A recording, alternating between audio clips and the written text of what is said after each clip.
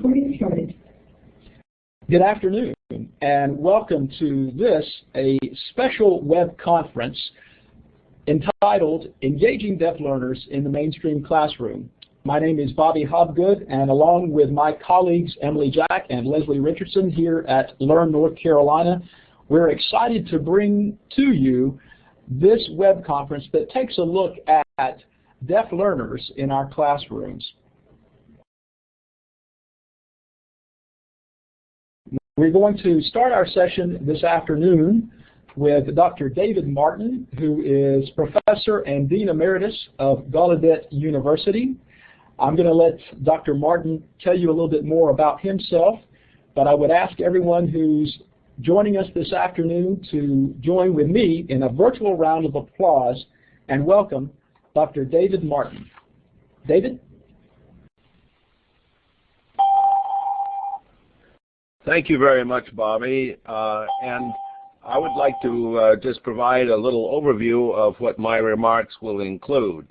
Can you hear me satisfactorily, Bobby? Yes, David. You're coming through loud and clear. Thank you. Very good. I'm going to talk about four things. First of all, about the idea of cognitive education for deaf learners. Secondly, I'm going to summarize a research study that related to that. Third, I want to talk briefly about equity in testing for deaf students. And then I'd like to conclude with a list of points of how to make inclusion really work for deaf students who are in regular or mainstream classrooms. So I'll continue by talking a little bit about the history of cognitive performance among deaf learners. There's a long and sad history, unfortunately, that is marked by low expectations by hearing people of deaf learners. And we know this goes back at least into recorded antiquity. In the Bible, the Hebrews are admonished not to curse the deaf. Well, that we can infer very easily that some people were indeed cursing the deaf. Jumping forward, Aristotle wrote that the ear is the organ of instruction. The inference there, of course, is if you can't hear, you cannot be taught. Fast forward to 17th century Europe AD, and an interesting thing happened during the 17th century in several Western European countries. Experiments had succeeded in teaching some deaf learners how to form speech and how to lip read, and therefore all of a sudden the attitude changed for the wrong reason. In other words, now some deaf people were able to converse orally, therefore perhaps some deaf people were intelligent enough to be teachable.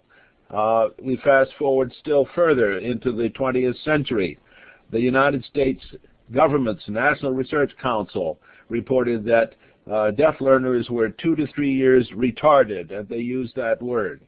Further forward, in 1953, that's a very short time ago, really, a well-regarded special educator named Michael Bust, who many of you have read about, said that the deaf learners can only be concrete thinkers. So it was not until 1961, just 50 years ago, that a researcher named Rosenstein in his research found that there were no differences between deaf and hearing students' potential for thinking at a higher level. In 1964, a psychology professor at the Catholic University, Hans Furth, said that the problem is not with the deaf learners, but it's with the tests that are being used. And as I said before, I'll have more to say about that later. In 1967, we have a watershed event. McKay Vernon, who is still living and a fine scholar in deaf education, did what we call a meta-analysis of a whole group of research studies, and concluded that all of them together showed that deaf and hearing students had the same range of cognitive potential. Now, I want to emphasize two words: range, because of course there are differences, and potential, meaning they may not be achieving at it, but the potential is there. And that opened the door finally for some people to begin to change their attitudes. Less than 50 years ago, I'd like to point out once again. In 1986, a colleague of mine and I did an experiment with 44 deaf high school students compared to a group of 44 students of the same type who did not have an intervention, and found very important cognitive improvement if the classroom teacher carried out some explicit emphasis in higher level thinking skills on a systematic basis several times a week over a period of at least 2 years. And there are some others in this line of history. In 2003, Mark Marshak, an outstanding researcher in the field of deaf education, pointed out that many cognitive tests for deaf learners still are lacking in validity and appropriateness. And a short while ago, I wrote about the fact that careful attention to appropriately interpreting the tests is vital. And just 2 years ago, Marshak reminded us that deaf and hearing learners process information differently, that a deaf learner is not just a hearing learner who can't hear. There's a lot of information in that that's becoming available that I don't have time to point out. The point is then that there are differences in the way that deaf students think, but the potential is there. There's other literature written by Spencer and Meadow-Orlands, and these other references. I'll leave this up for a moment if anyone wants to make a note and is interested in investigating, or if you're doing a term paper for a graduate course and you're interested in this field, these references would be wonderful places to continue your search. So we see that a lot of investigation has now been started in the thinking capacities of deaf learners.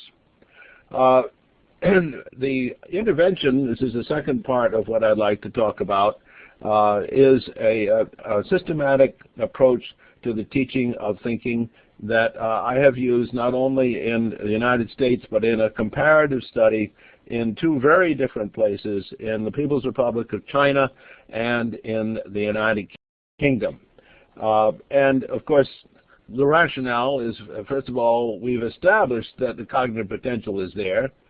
We also understand that problem solving is absolutely essential for living in today's world, and that in actuality, if one is adept at higher level cognitive strategies, one may also do better on tests, even though that is not the primary reason for this. But finally, that higher level cognitive processes are the underpinning of most subject matter content. And I'd like to comment on that a little bit later.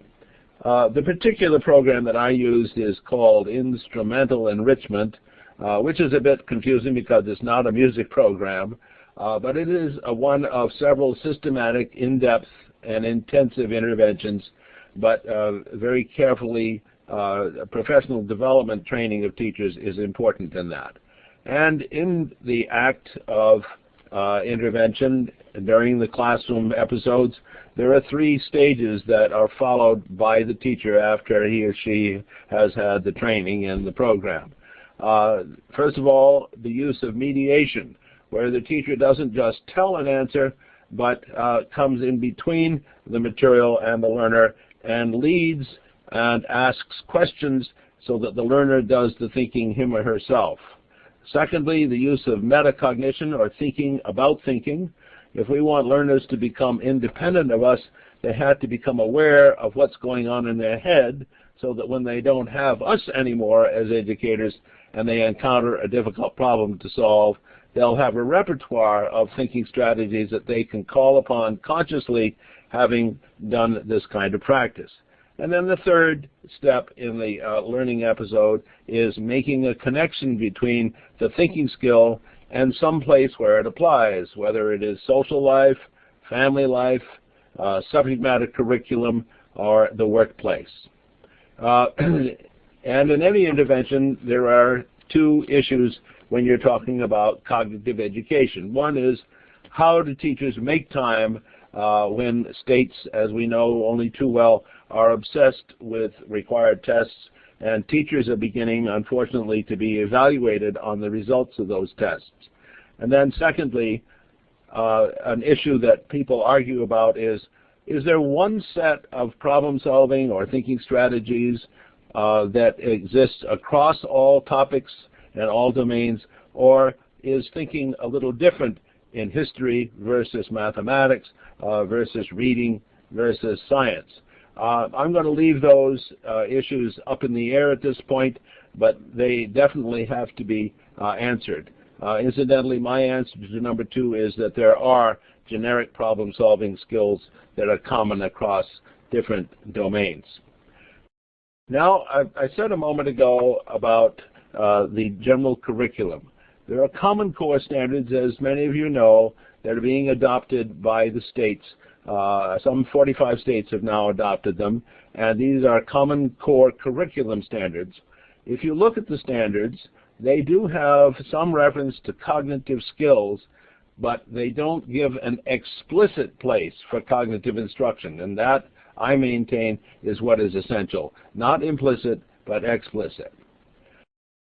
And what we found in comparing students in several countries, including the United States, to a systematic exposure to cognitive instruction with particularly designed exercises, the students have demonstrated significant improvement in 6 areas: reading comprehension, math concepts, math computation, general reasoning, thinking habits such as finding more than one answer to a problem or not giving up, and developing solutions to real-world problems. And there are published studies that give the details on this, which I can refer you to if anyone would like to send me an email, which my address is going to show at the end of this presentation. So obviously these ideas have succeeded, and so we have found this then in the United States, the United Kingdom, and China through an international comparative study. And the reference here for that would be this article in October of '01 in the American Annals of the Deaf, if you'd like to look at that. But I can provide you with the text if you'd rather have it directly from me electronically. So where do we go from here? Well, we have to establish that cognitive education is central in importance for all learners, but especially deaf learners. And we have to do the in-depth teacher development that goes along with it. And parallel with that, we need to provide opportunities in the teacher preparation programs in universities to make the case for cognitive intervention, as well as orienting their own professors on that importance. And of course, we need to continue with research. I'd just like to leave this segment of my presentation with you with 5 criteria that I would invite you to consider if you as a teacher are getting ready to think about adopting or adapting a cognitive intervention program. Please consider these as criteria. First of all, the program, whatever it is, should have a strong theoretical base. There should be clear evidence of prior research results. It shouldn't promise a quick fix, because when we're talking about changing thinking habits, that is not an overnight process. Teacher development is central in any kind of a good program for teaching thinking, and there should be a comprehensive set of skills, not just, for example, comparison or categorizing, but a whole list of cognitive skills that are essential in problem solving. And what I'm referring to, for example, are organizing, analysis, synthesis, categorization, comparing, as I said earlier, and a variety of other techniques and skills that, as you can imagine, are underneath the subject matter of the curriculum. So let me move on to the third topic briefly here, and that is that there are some very definite prejudices involved in the kind of testing that we do as it relates to deaf learners. In multiple choice tests, the STEM item in a multiple choice question is too short to give enough context. If you're developing your own multiple choice test, you can bear this in mind. If you're in a position of agitating for change and more equity in testing for deaf learners, that's one thing you need to agitate about. Secondly, there's a good many terms that are ambiguous. Hearing people are very able to find the nuances in language because they're able to hear the language, and the deaf learner who does not have auditory access to the language often has only perhaps one definition for a term. This can be fixed, but it needs to be kept in mind, and the hearing people who write tests develop them for hearing children and do not give any thought to the fact that a deaf learner has different needs. The use of multiple embedded dependent clauses is very confusing to a deaf learner whose first language is not English. And of course, there's considerable use of idiomatic language. Think of the way we use figures of speech. A deaf learner may never have heard that particular idiom and is interpreting it literally. If he or she does that, they will get the question wrong. And so we have to think about, well, what do we do about that? Well, there are some adaptations. Providing extra time for the deaf test taker is one way, but that's not the only solution, because if they can't understand an item, then more time will not help. Certainly, we have to provide, under the Americans with Disabilities Act, an interpreter for any kind of test instructions. If the deaf learner uses sign language, we could provide a situation where we would waive the test, but that isn't fair to deaf learners either, because deaf learners can demonstrate knowledge and skills. They merely have to have the right medium to do that in.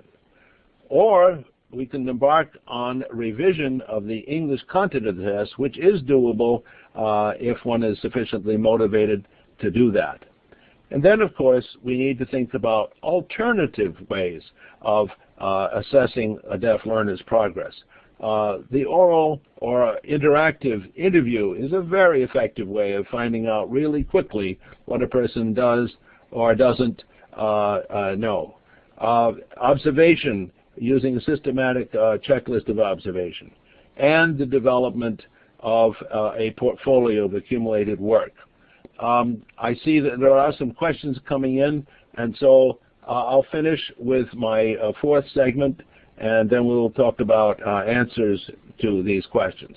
The last segment I want to talk about is just this one slide on what do you do if you want to be sure that you are fairly including a deaf learner in a classroom of non-deaf students. I would recommend that the teacher know some basic signs, even though he or she may not be trained as a deaf educator, and my colleagues, Mary and Kathy, may have more to say about that a little bit later. I would like to see that teachers who have deaf learners in their classrooms have a basic knowledge of the principles of deaf education, and that can be provided. Obviously, the presence of a sign language interpreter for any deaf learner who has a preference for a visual communication is essential and should be required under the law. One way to make a deaf-friendly environment is for other students to at least know some basic signs so that there is interaction. Of course, a trained deaf educator needs to do some kind of at least pull-out occasionally of the deaf learner to provide specialized instruction. And this next to last one is very important. I worry a great deal when I see one deaf learner in a classroom where everybody else is hearing. This is very lonely as well as actually unfair. And so I'm suggesting that teachers who have deaf learners in their classrooms might want to make a case for having more than one person in the classroom who is deaf. What we call that, of course, is a critical mass.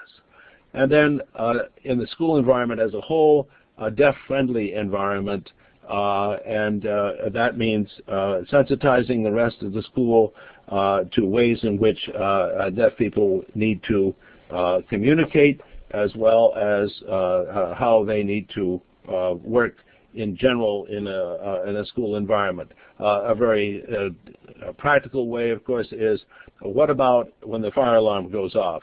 Is there some way that someone takes responsibility for telling the deaf learner that there's an emergency? So I'm going to stop there, and I'm going to ask Bobby whether we should answer the questions now, or is it better if we wait until everyone has finished their presentation? Thanks, David. Indeed, we realized here in Chapel Hill that it might be good for you to address some of the questions that have been coming through the chat window, as well as submitted privately to Emily here in Chapel Hill. So Emily's going to pose some of these questions to you. As a point of order, before we go on, to satisfy some curiosity, we did not mention that we are not using video this afternoon. We apologize for not mentioning that, but the use of video in this context would be a talking head, and while David is a very handsome man and Kathy and Mary are just gorgeous women, we chose to not sacrifice the quality of the audio this afternoon, which would happen if we attempted to use both audio and video. So we apologize for not mentioning that up front. I'm going to turn the microphone over to Emily now, who has a few questions for Dr. Martin. Emily? Thanks, Bobby. The first question is, David, if you could just clarify quickly, one of the first things you mentioned was instructional enrichment. Is this a published program? Is this something that somebody could find somewhere?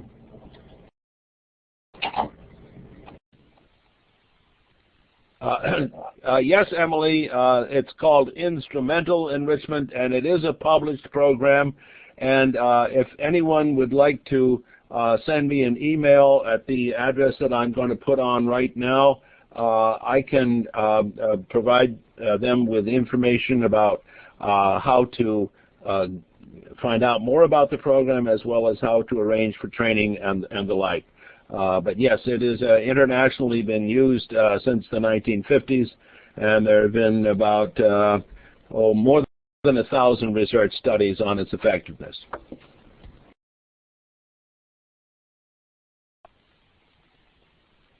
Thank you. That's very, very helpful. The second question is, you mentioned cognitive intervention. Is there any specific cognitive intervention program that you would be able to suggest? Well, I would suggest that one. Of course, since I've been very much involved in using it in my own research, and have done a good deal of training of deaf educators and other educators in the program, I probably have a leaning toward that particular program. But there are others that are out there. If anyone would like to send me a message, I could suggest some alternatives. I think there are published digests of thinking skills programs that can be consulted. And I'll give you an example of a good one. In 2001, the Association for Supervision and Curriculum Development, ASCD, published the third edition of their, it was really a handbook called Developing Minds, and that has many different articles on various thinking skills programs, as well as mention of the particular programs themselves. And instrumental enrichment is among those in that. So I believe that's still available from ASCD, which is in Alexandria, Virginia, and the website is ascd.org.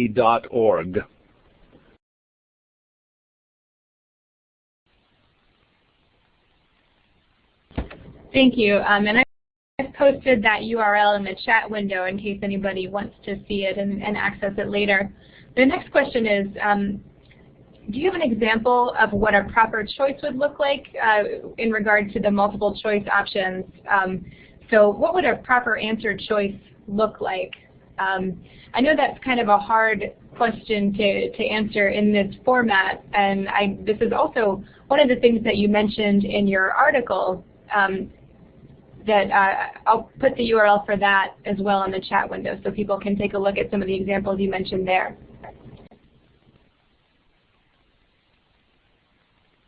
A well-constructed test item for a deaf learner, other than an open-ended item to which they would write a short essay or a paragraph answer, but a well-constructed multiple-choice item would have, first of all, the stem, that is the introductory paragraph, which would be of enough detail to set the full context for the choices that are about to be presented. So that's one criterion. And I'm talking about a short paragraph, not just a sentence or two that we often find in published multiple choice tests. Secondly, the ways that the question or the question options should be worded should be clearly unambiguous, with little or no use of idiomatic language, preferably no use of idiomatic language, and where there be no possible misinterpretation of a particular word's meaning. Then thirdly, certainly a good process is to test on a deaf learner and ask him or her what he thought or she thought that she was answering and what was confusing. That's, of course, a validity check because, again, hearing people, and I include myself in this, find it very difficult to get inside the head of a deaf learner if we've always been hearing people.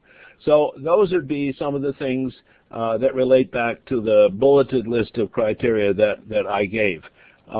Obviously, multiple choice tests have their limitations, and I am very much also in favor of more open-ended questions as well. Thanks, David. The next question is something that I wonder if we might touch on a little bit later. I'm going to pose it now just so it doesn't get lost in the shuffle, but the question is, how do these teaching strategies work for those who are itinerant teachers? That is, people who do not have a classroom or control of instruction. That's an excellent question. An itinerant teacher who perhaps sees a deaf learner either once a day for an hour or 3 times a week for an hour, of course, has very limited time.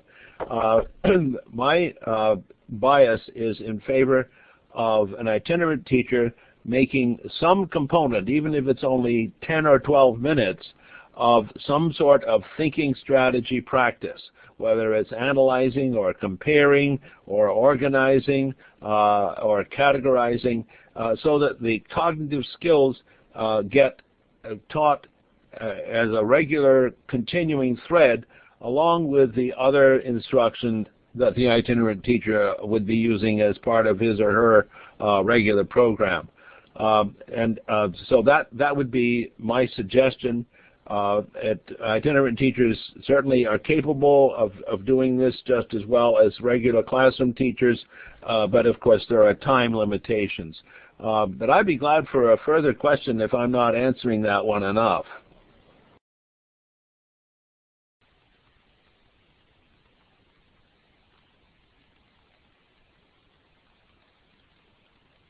Thank you. I don't know if Kathy Metzer might want to chime in on the question about how these teaching strategies work for itinerant teachers who don't have a classroom of their own.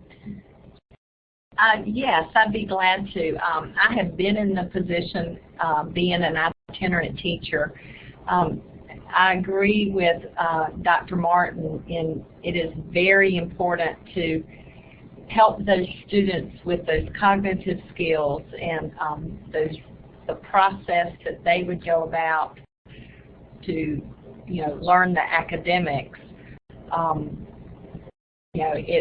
While it would be great for us to get inside the deaf student's head, that just doesn't happen. So I think trying to work one-on-one with them to see what their process is or why they're thinking that way, and then to try to model a lot of, the process. But, the critical thinking skills are very important. So I agree that part of your time needs to be spent focused on that. This is Mary B. Compton. I think one way that you could certainly help a deaf student as an itinerant teacher in acquiring some cognitive skills would be really through the use of graphic organizers and advanced organizers. And perhaps to use those while you're either pre-teaching vocabulary or pre-teaching some of the content or encouraging the regular classroom teachers by giving them examples of how they could use graphic organizers. Although many regular educators are knowledgeable about graphic organizers, but you could use them in presenting information.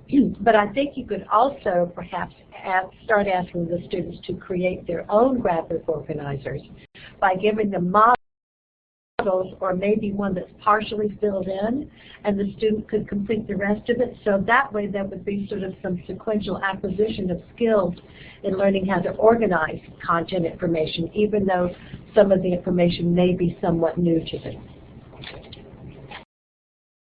Thank you, all three of you. That was great. It's nice to have some cooperative question answering. And in just a minute, we'll hear some more from Dr. Mary B. Compton and from Ms. Kathy Metzer. We have just a couple more questions on the information that David Martin has just shared with us. One of the things that you mentioned, David, is that it's not ideal when a deaf student is the only one in the school who is deaf. So one of the questions we have is, what is the best way to support a deaf student when he is the only one in the school at his grade level? He believes he is the only person that uses ASL other than his interpreter and myself, the teacher. That, unfortunately, is not an untypical situation, and it's very challenging. I guess I would say there are two things parallel here. Before talking about what you can do, I think there should be some making of the case on the part of a different placement for that child. That's really an unfair isolation for that child in that situation. But the placement decisions, of course, are only made once a year, if that often. So let me suggest that parallel to that, while making that case, then there are a couple of things that can be done. One is that the teacher, him or herself, could make the attempt, with the help of the interpreter, to learn at least some basic signs. And secondly, as an interesting enrichment activity, to help the rest of the class learn some basic signs, which, by the way, hearing children love to do. And in these days, a number of hearing children are growing up who were exposed to sign language as babies, because we know from research that hearing or a deaf child can understand signs before they can understand any speech.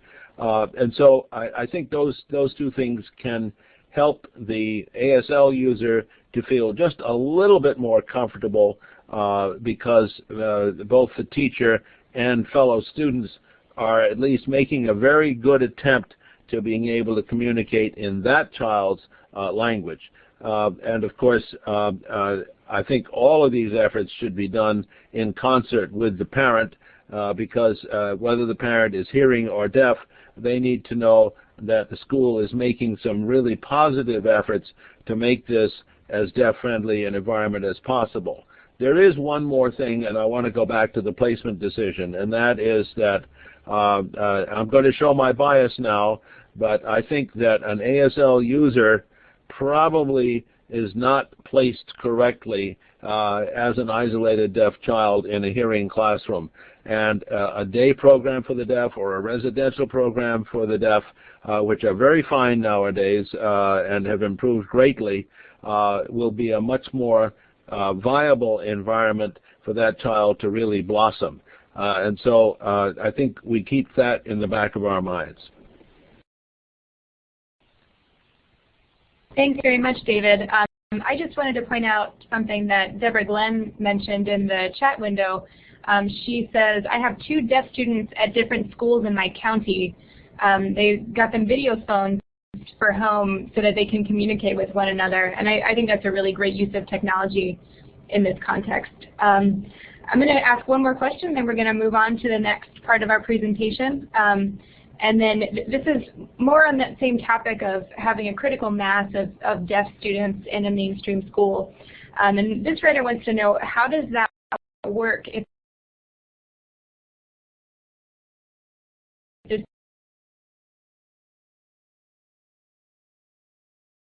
deaf students require different forms of communication?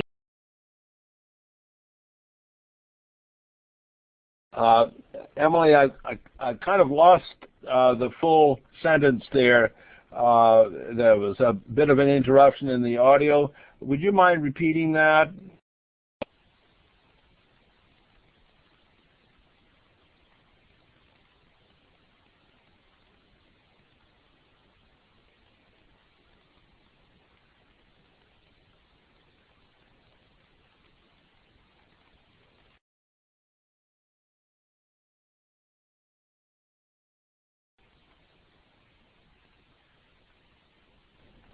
Emily, can you hear me?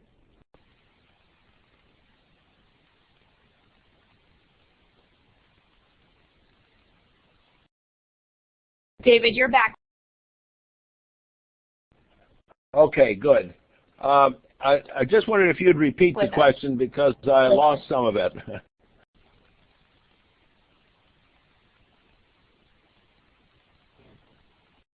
Sure thing, David, and I apologize to everyone. Hopefully we've got it worked out now. So the question was again on the topic of having a critical mass of deaf students in a given environment. And the writer wants to know, how does that critical mass work if the students require different forms of communication? Another excellent question, and these days we have to fully understand that there is a range of communication preferences among deaf learners. Some are completely oral and they're able to use lip reading fairly effectively. Others need some assistance with signing. Some depend on a virtually complete signing environment. And the deaf children, as are all children, are really very adaptable and wonderful, and if two students who are deaf who are in the same classroom have different communication styles, of course, as peers, they will find a way to communicate. They always do. But as far as how classroom instruction works, that has to be worked out at IEP time. For example, the child who is dependent on a visual language needs to have an interpreter, and I noticed that there were several questions about the skill of the interpreter. There are standards now for certification of sign language interpreters, and you as the classroom teacher have to, in the IEP meeting, insist on the provision of a qualified and certified sign language interpreter. But secondly, if there is another child in the classroom who does not use a sign language interpreter, but who is dependent on oral communication and on lip reading, then the regular classroom teacher needs to be sure that he or she, first of all, is always facing that learner when talking with him or her, and secondly, without exaggeration,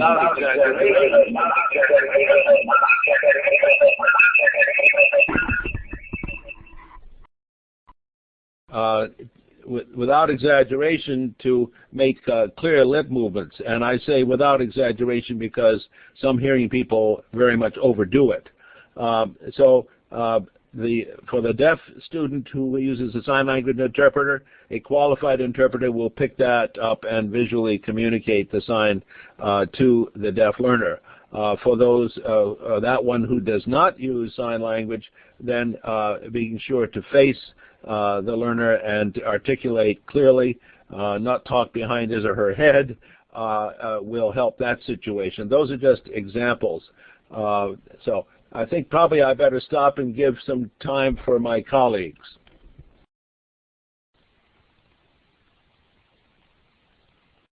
Absolutely, David. So at this point, I'm going to hand it over to Dr. Mary B. Compton and Ms. Kathy Messer.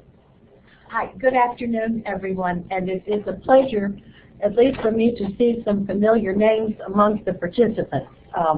Kathy may also. Yes, it is. But the focus areas that we're going to emphasize this afternoon are the school and class environment, and we've talked about some of those issues in the conversation previously, but we want to elaborate on those a bit. Also, the instructional format and the delivery of academic content, instructional language, and collaboration and communication. One aspect that we've already talked about a little bit is the notion of a cluster, and Kathy in Guilford County Schools has done an excellent job of creating some cluster situations that I know those of you who are out there in itinerant settings do not have, and I praise you for the work that you're doing. But let's hear a little bit from Kathy about what the cluster notation is like. Thank you, Mary. We are very fortunate in Guilford County in that the county itself recognizes the need for our deaf students to be at the same school. You know, sometimes it depends on the amount of service they get, but so far we've been very lucky that the downtown office and our supervisor understands the need for them to be together. So we have an elementary, a middle school, and a high school site-based program. And at the elementary school this year, we have 6 students ranging in different grades. You know, but I am able, when I work with them as their resource teacher, to alter their schedule somewhat. We might move a 4th grader that has to go to 5th grade specials because they need to be with another particular deaf student because they are closer to the same language level or academic level. So the administration at the elementary school has been great, as well as all the teachers. At our particular school, the program has been there approximately 9 years. So it is a very open armed school, and they have embraced our program, you know, allowed us to be the ones to suggest or to ask if different things can occur at the school to enable the deaf students to feel much more a part of the school.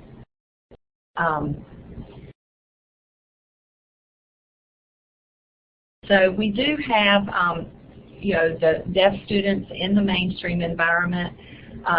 We have a sign language club that for the hearing students and even the deaf students that want to stay and help us teach it, that occurs after school. And it is phenomenal to see how many students really have learned sign language, and even that our deaf students feel comfortable and at times will even tell the interpreter, I don't need you to sign for me because we can sign together. So, you know, that goes on, but again, it's just that the school itself is very open to our program. And that's at the elementary level, but that's continuing in the middle school? Yes, the middle school has a site-based program with approximately 6 to 7 students, and then our high school has a higher population of 11 students. So Sign Language Club is at the middle school and at the high school as well.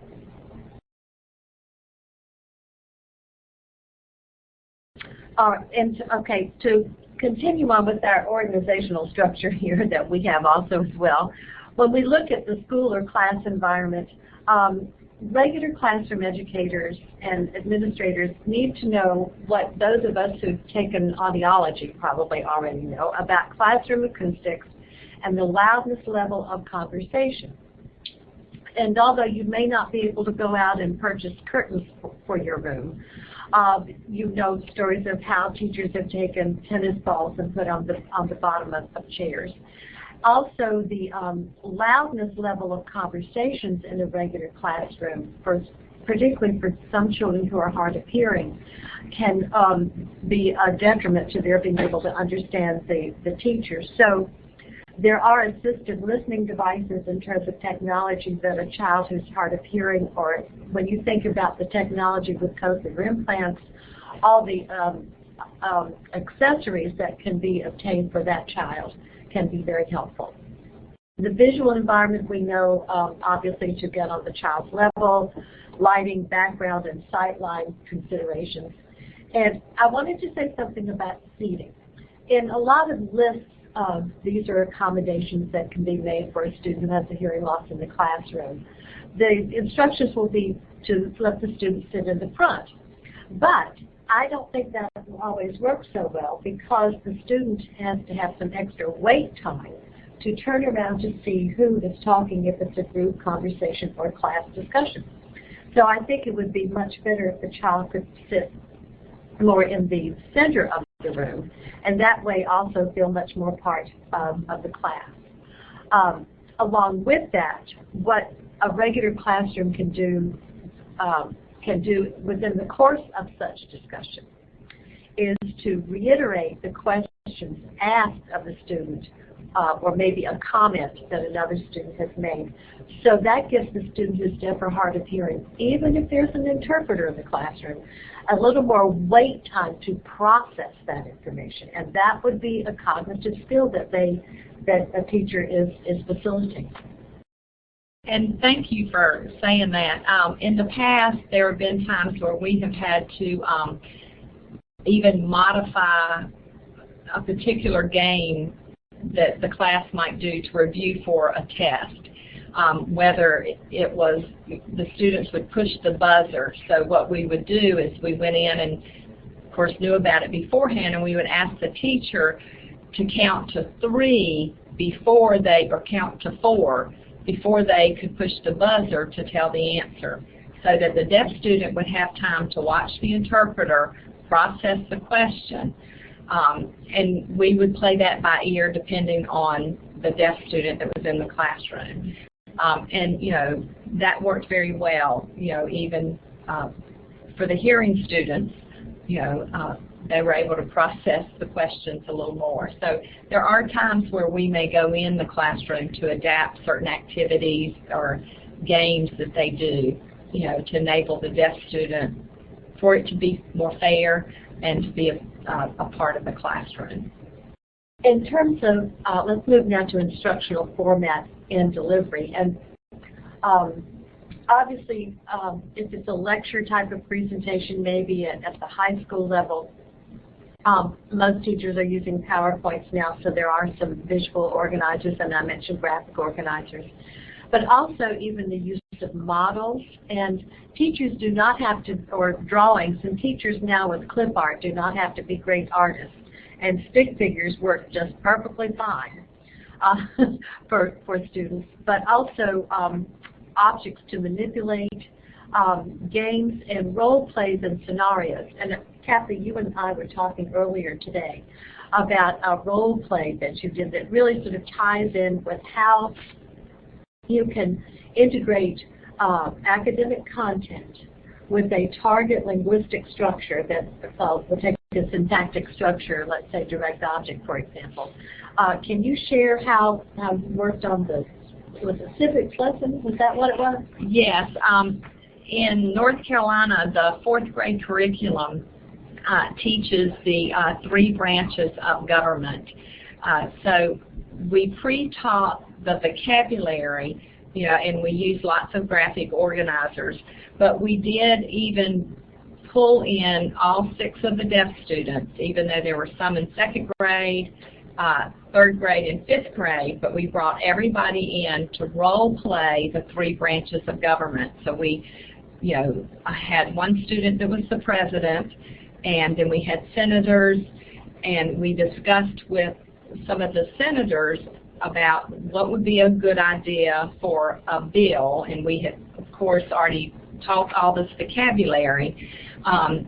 and explain that to the students. So we even had, you know, a judge with a graduation gown on, and he sat at a different table, and we had everybody had name tags, and we role played what happened from the beginning of, you know, the legislative branch, and you know, we would write up, you know, the legislative branch writes the bill, therefore we wanted to focus in on, you know, the direct object in that particular syntactical structure. And then we moved the bill, and they discussed it, and we moved it and, you know, took it, you know, to the executive branch, and, you know, we talked about the president vetoed it and what happened, and it had to go back to the legislative branch, and then, you know, the president approved it and signed it, and then we took it a step further and said, you know, now the judicial branch, which to me is a very difficult concept. So we had two students who had gone back, one who had the right to an interpreter and one whose county or school said he could not have an interpreter. So he then went to the judicial branch to complain that, you know, the law was not fair. And through that role play, the students were able to really understand the whole concept of the government. And even the younger students, I think, you know, they were even the ones who gave a lot of input. We had one particular second grader who just became irate that the thought that he would not have an interpreter in the classroom, and he himself stood up and said it wasn't fair. So, you know, I think you can take those situations, and even though it wasn't in their curriculum, they still learn about government, and, you know, we related it even to the school setting, and, you know, the principal is kind of the boss of the school and that kind of thing. So it worked out very well. So in a way, that's problem solving as well as self-advocacy skills that, of course, Jeff and Hard of Hearing students need to acquire as well. So I think that's a great example. I think so many times when one thinks about cognitive skills, the question comes in, well, you have to ask them higher level thinking questions, not just who, what, where, when questions. But I have found that you have to model for them how to answer those questions. A lot of times, well, in current cognitive theory now, theory of mind, and the growth of theory of mind, and a lot of Vygotsky's principles are very prevalent. And I think if the teacher and even interpreter can model how to sort of think through a process, even if you're setting up a situation in which the child has to help them solve a problem, and you sort of say, if we try this, or to get the child thinking about alternative ways to solve problems. This may be related to a science experiment, or if that's something very simple, or it could be something very complex high school level, but something that they could be physically engaged in with objects, or now they all have laptops themselves to engage in things like that. I agree. We do, and I work closely with the interpreters so that we are all together, and we do a tremendous amount of modeling and kind of thinking out loud, in that, you know, I would model for them why, you know, I could do this to solve the problem, and if I do, what could happen, and get their input. And then sometimes we'll even try it. This year, we every classroom had to do a science fair project. So we did one as a class, and, you know, we went ahead and let them. Ours had to do with what happened if you mix certain colors, and we went ahead and let them mix what they thought would work. And then we stepped back and talked about why that didn't work and what could you do differently. So we do a tremendous amount of modeling. The other focus we have really looked at is the whole visualization. You know, every deaf child comes with different background experiences and background knowledge. You know, we go from a child whose whole family can communicate and knows sign language, and they all can communicate with each other, to a child who goes home and their parents don't know but 20 words in sign language. So, you know, I do agree with Dr. Martin when he talks about the test not being fair, and that you can have a child who comes to school and has never been to the beach. So they have no concept and background knowledge about a beach. So we have to go and teach that. So we do a lot of visualizing, a lot of acting out and role playing, you know, so that they can try to get a better picture. You know, Kathy, this is Bobby. As you were talking about that, the child who'd never been to a beach, it reminds me of the same phenomena that exist for our English language learners, those culturally bound phenomena or concepts. For example, a water slide. If any of you have ever been, I remember as a boy going to Myrtle Beach, South Carolina, and enjoying a water slide. But when I taught high school, I distinctly remember one occasion when students were talking about this water slide, and one of the students was from Mexico and had not been in the U.S. for very long. And that concept was totally unknown to him as a learner. And I thought to myself, what happens in a reading passage, for instance, when a learner encounters something that's either culturally bound or, well, their own experience, whether it's, you know, from a different culture or their culture here. So I'm glad that you brought that point up, because I think along with idiomatic expressions, we take for granted far too often how we commonly refer to these culturally bound concepts, or we use these terms, but not everyone shares that same culture, even people who maybe live in the same neighborhood with us. Exactly. This is Mary B. I couldn't agree with you more, and I've been in deaf ed such a long time that teachers of deaf and hard of hearing children used to have massive picture files for different concepts. Let's say maybe if you're teaching science or different landforms, or, you know, different geographical features, or even things related to different science experiments. So you'd have your big picture file, and you would tote this around with you. Those of you who are itinerant teachers have probably done this. But now, see, everybody's so lucky now because they are going to have laptops, and they could go right, I'm hoping that they could go, you know, to get a picture, you know, from clip art immediately. And I think that would be very helpful. And also, with the same thing would be true of idiomatic expressions. I think for deaf and hard of hearing children, just as with English as a second language learners, you probably have, I know you do have to teach that formally, but that's fun to teach. That is. It is fun to teach that, and interesting to see the little puzzled look on their faces when, you know, we tell them what it really means, and or an idiomatic expression, what that really means, because they do. They are, when it comes to idioms and figurative language, you know, they are very literal thinkers. Well, now you use visual phonics too, don't you? Yes, we have. In our need to also help our deaf students not become just sight word readers, we use a tool. It is not a program, but it is simply a tool that we use with a specific direct instruction program called Visual Phonics. And that enables the deaf student to see the sound on your hand. There are different hand shapes that are for different sounds.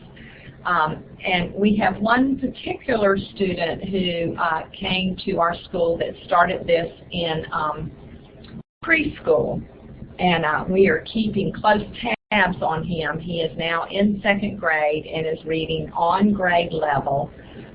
He is severe to profoundly deaf, but does come from a deaf family. He has family members that are deaf as well. You know, but he really has just taken it and gone with it. So again, all our interpreters are trained in visual phonics, and all of us use it when he's in the regular classroom for reading. So when they do teach the sounds, the interpreter does the visual phonics with those sounds.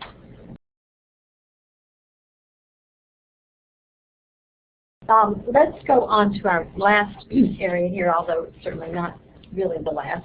But I wanted us to say a few words about collaboration and communication, and we both agree this needs to be in huge letters because it's absolutely critical for a deaf student in whether it's a rural, itinerant, or in a cluster setting in terms of communication with the regular classroom educator. And I know something that you've done, Kathy, that you've talked about in terms of ongoing contact. Yes, we start out at the beginning of the year with an initial in-service with any regular ed teacher that would have a deaf or hard of hearing student in the classroom. And what I try to help them see, even though if they've had a deaf student before, to me, practice makes it even better. But, what is that difference depending on the mode of communication for that student, whether if the student uses mainly ASL or if they're a more pigeon signer. We even have students that have cochlear implants but need the support of signing. So, I try to meet with the teacher for that individual student. And then I also meet with any other teacher that would have that student, the PE teacher, the art teacher, the special teachers. But we talk about the role of the educational interpreter, then the role of the classroom teacher herself, and then my particular role. So I don't want them to think it's all them. And so we don't do a lot of in-service at the very beginning, but then we meet consistently throughout the year, and I still do some in-service on the reason the child writes like this is because of their hearing loss. And this is typical for a deaf student. This is typical for a student that has this language level. So there is constant communication between, myself, the interpreters, and the regular ed teacher. Well, I like the way that you do that in, I don't want to say bits and pieces, but incrementally. Because at the beginning of the year, I think regular classroom educators are bombarded, and special educators too are bombarded by so much information that if you give them everything at one time, that they're not going to remember. So this consistent contact and the collaboration between the teacher and deaf students, the interpreter, and the regular classroom educator, I think is essential. So I think one ability that a teacher of deaf and hard of hearing students needs to have is good interpersonal communication. Also, let's say, I think it's important to educate student peers about deafness and hearing loss, as well as the deaf students themselves. So they need to know about their hearing loss and to be able to explain it. And that can create some interesting situations. Once one of my colleagues in a middle school regional program where I was teaching in New Jersey, I was teaching the language classes, and my colleague was doing the science classes, and they were doing it on being able to. And so my friend had taught this lesson, and one day during lunch, one little girl came up to me and said, "Oh, Miss Compton, I'm deaf, you know." So she was sharing what she had learned, and realized I already knew it, which is typical of deaf kids. But but the way in which it was taught, she was very proud of that, and so that was self-advocacy issue. What other things would you think are important about communication, collaboration? Well, I think it's important to get the regular ed teachers' lesson plans ahead of time. If there's a particular book or story that they're going to read to the classroom, that we're able to get that to the interpreter so that they can pre-read it, and their skills will be better at interpreting that book to the student. While we do have closed captioning for our students, I find that it is, at the elementary school level, it is unusual that students can either read fast enough or are able to be on grade level to read it. So I encourage our interpreters to still interpret movies or film clips for the deaf student. Again, that just depends on the individual student.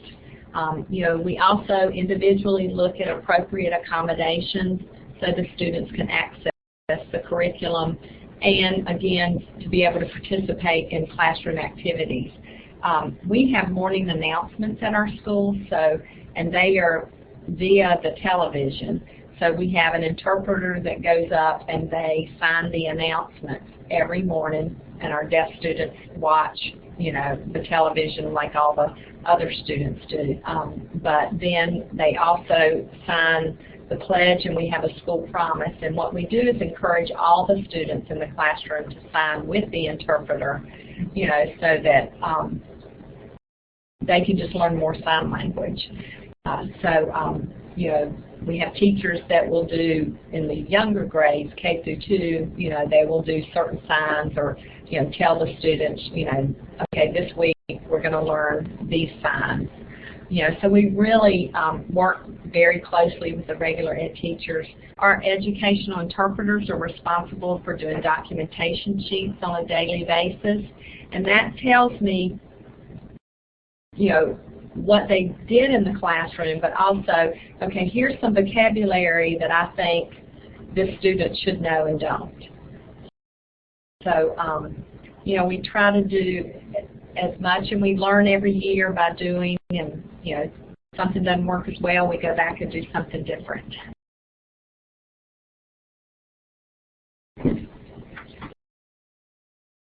Thanks.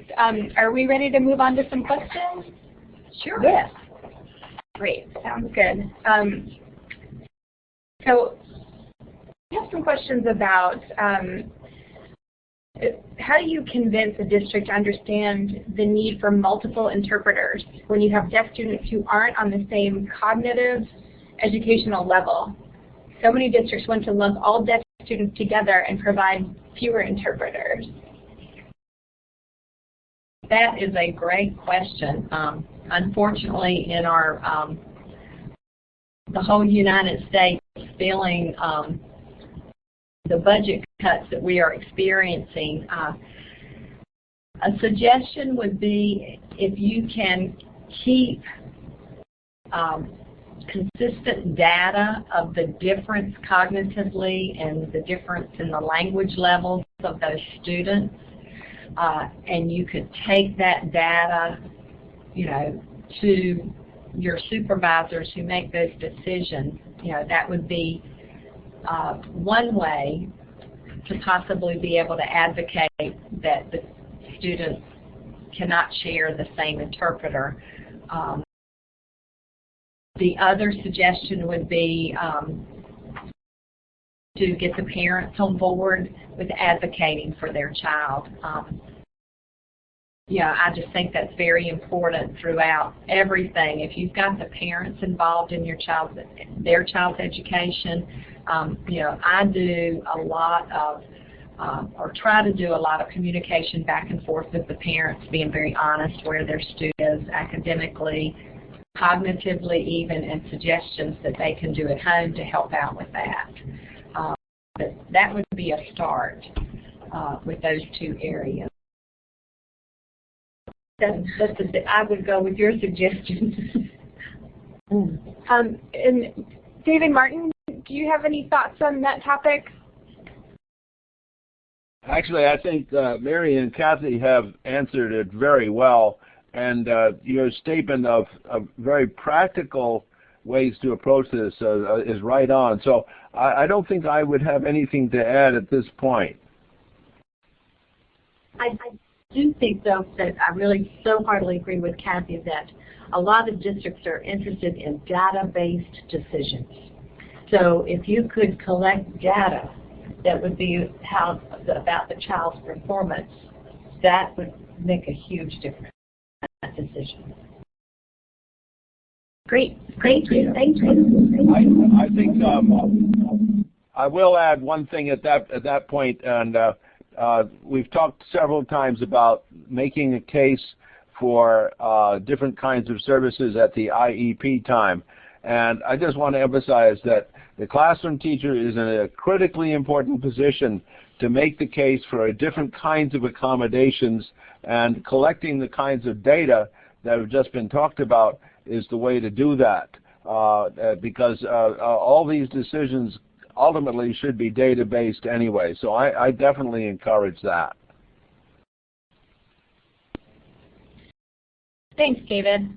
The next question is, as a deaf ed teacher, do you provide direct instruction in self-advocacy, or do you integrate it within your lessons?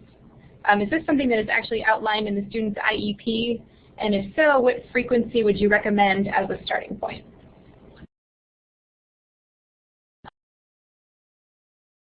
This is Kathy. I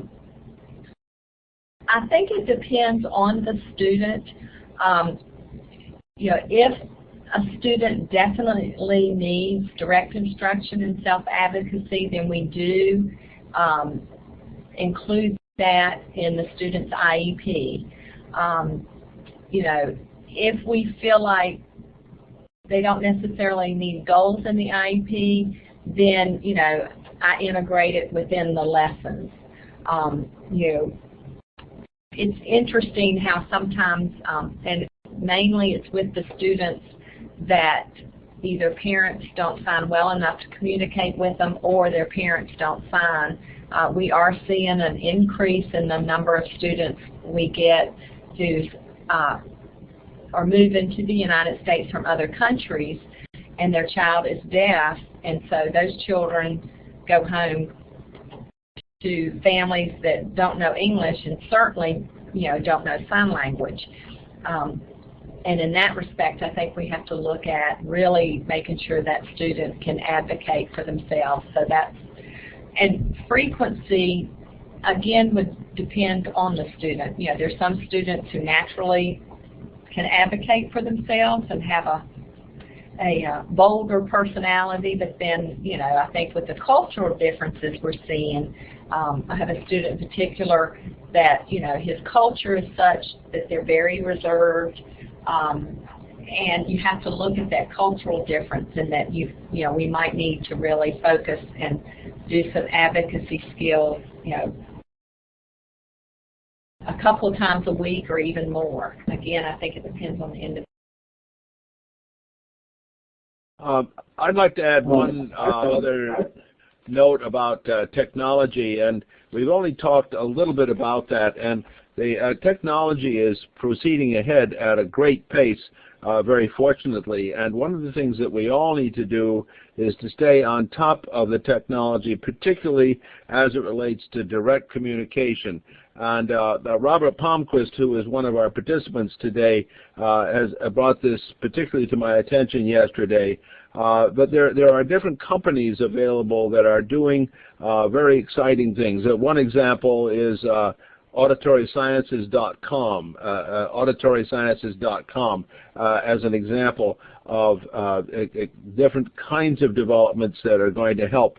And at IEP time, we need to be aware of the very latest in that, because that sometimes can be provided by an IEP if people agree.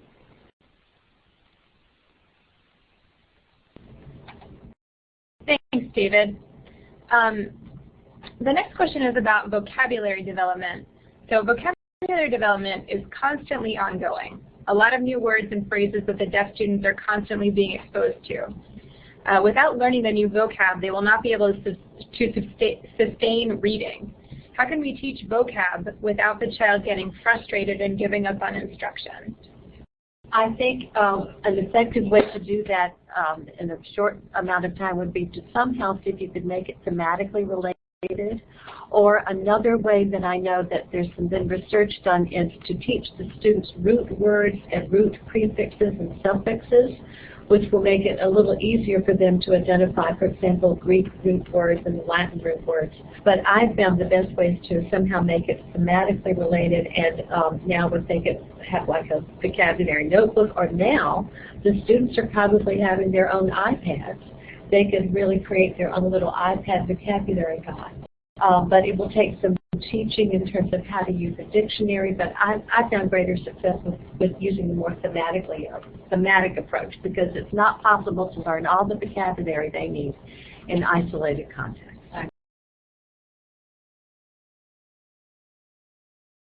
Okay, well, folks, that is bringing us to the end of this session. And before we close, just a couple of notes. First and foremost, I'd ask if you would all join us in a virtual round of applause for Dr. David Martin, Dr. Mary V. Compton, and Ms. Kathy Metzer. We really appreciate their time, their efforts to collaborate on the article that Dr. Martin wrote. And if you haven't noticed this already, Emily has posted in the chat window the URL on several occasions of that article. On that same page, you will also see videos that feature Dr. Compton and Kathy talking about various aspects of that article, as well as some additional concepts not explicitly addressed in the article. So we hope that you will go back and revisit that. This session has been recorded, and the recorded session will be made available later this week. We will email everyone when that is posted, and we'll give you the direct URL to access that. With Dr. Martin's permission, Dr. Compton's permission, and Kathy's permission, we'll also make the slides available for you so you can access this information. And in addition, the transcript of today's session will be available. So almost every bit of content and resource we can make available regarding today's event will be posted on the LearnMC website. We encourage you also to visit the series on differentiating instruction. That series is called Reaching Every Learner, Differentiating in Theory and in Practice. And we will make sure that you have that link if you do not know where that's located. So I'm going to stop the recording now. We'll ask that you hold on for just one moment, please. Thank you.